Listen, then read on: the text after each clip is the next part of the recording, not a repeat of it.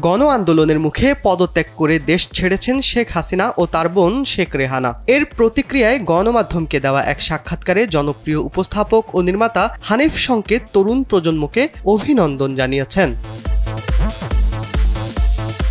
হানিফ সংকেত বলেন, এই তরুণ প্রজন্মকে অভিনন্দন জানাই, যাদের প্রাণের বিনিময়ে আমাদের বিজয় হলো। তাদের আত্মার শান্তি কামনা করি এবং এই হত্যাকাণ্ডের সুষ্ঠু বিচার চাই। 52, 69 ও 90 এর মতো 24 সালের আন্দোলনেও নেতৃত্বে ছিল ছাত্ররা। কখনোই ছাত্রদের আন্দোলন পরাজিত হয়নি। এবারও ছাত্ররা সেটা প্রমাণ করে দেখিয়েছে।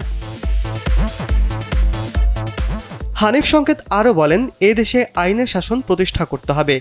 খালাম্মা, আমি আপনার মোবাইলে সেলফিন ইনস্টল করে দিতেছি। আপনার রেমিটেন্সের টাকা আপনি নিজেই জমা করতে পারবেন। সেলফিন, আগামীর ব্যাংকিং। একটি গণতান্ত্রিক সরকার দেখতে চাই, যা হবে নিরপেক্ষ, দুর্নীতিমুক্ত, যাদের মাধ্যমে আমরা একটি সুন্দর দেশ পাব।